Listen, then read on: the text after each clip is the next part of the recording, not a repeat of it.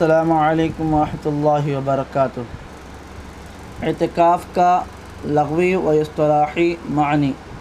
اعتکاف عکوف سے نکلا ہے اور عکوف کا معنی ہے جم جانا، بیٹھ جانا۔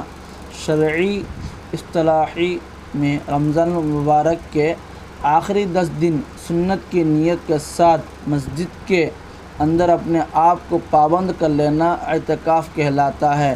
البتہ اس دوران انسان اپنے حوائج ضروریہ وغیرہ وضو وغیرہ کے لیے مسجد سے باہر جا سکتا ہے۔ اعتکاف کا اصل مقصد۔ اعتکاف کا اصل مقصد اللہ رب العزت کے در کی چوکھٹ کو پکڑ کر بیٹھ جانا ہے۔ آپ جانتے ہیں کہ جو سخی لوگ ہوتے ہیں ان کا دروازہ بند ہوتا ہے تو فقیر لوگ وہاں ڈیرا لگا لیتے ہیں۔ ان کو پتہ ہوتا ہے کہ یہ دروازہ بند نہیں رہ سکتا، یہ ضرور کھلے گا، اور جب کھلے گا اور میں سامنے ہوں گا تو مجھے ضرور ملے گا۔ اسی طرح معتکف بھی اللہ رب العزت کی رحمت کے دروازے کے سامنے امید لگا کر بیٹھ جاتا ہے۔ ان راتوں میں شب قدر تلاش کرنی ہوتی ہے۔ آپ یہ نیت کریں کہ ہم ان 10 دنوں میں اللہ رب العزت کی محبت، اس کا قرب اور اس کی رضا حاصل کرنے کے لیے یہاں آئے ہیں۔ رمضان المبارک کمانے والے خوش نصیب۔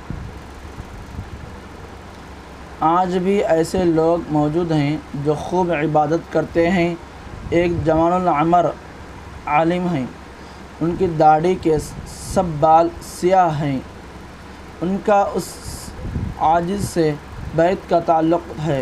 وہ پچھلے رمضان المبارک کے بعد فرمانے لگے، حضرت الحمدللہ، اللہ کی توفیق سے یہ رمضان المبارک ایسا گزرا کہ میں نے ہر دن میں ایک قرآن مجید کی تلاوت مکمل کی، گویا 30 دنوں میں 30 قرآن مجید مکمل کی۔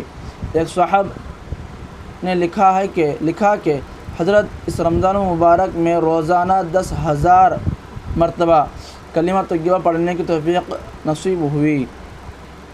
اگر لوگوں کے معلومات آپ حضرات کو بتانے لگوں جو خطوط لکھ کر بتاتے ہیں تو آپ محسوس کریں گے کہ ہم تو کچھ کر ہی نہیں رہے ہیں۔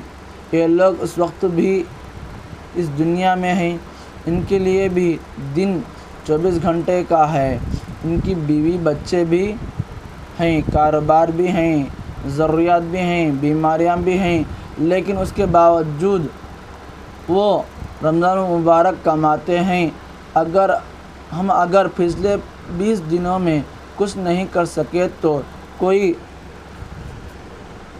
بات نہیں، اللہ رب العزت نے جو 10 دن دے دیے ہیں، ان 10 دنوں کو قیمتی بنانے کی کوشش کی جائے۔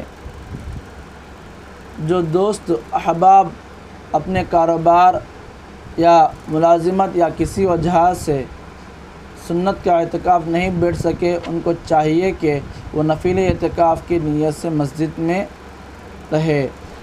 یہیں سے وہ کپڑا بدل کر دفتر جائے اور وہاں سے سیدھے مسجد میں آ جائے۔ اس طرح ان برکتوں سے ان کو بھی حصہ مل جائے گا۔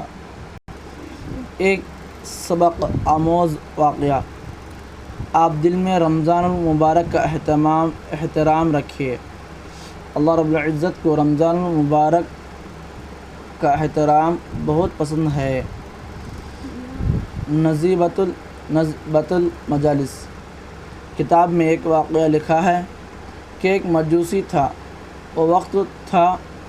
وہ یہ وقت تھا جب مسلمان غالب تھے مگر کفار ان کے درمیان رہتے تھے۔ ایک مرتبہ مجوسی کے بیٹے نے رمضان المبارک کے دنوں میں کھانا کھایا۔ جب اس نے کھلے عام کھانا کھایا تو اس مجوسی کو بہت غصہ آیا۔ اس نے بیٹے کو ڈانٹ پیٹ کی کہ تجھے حیا نہیں آتی کہ یہ مسلمانوں کا مقصد کا مہینہ ہے، وہ دن میں روزہ رکھتے ہیں اور تو دن میں اس طرح کھلے عام کھا رہا ہے۔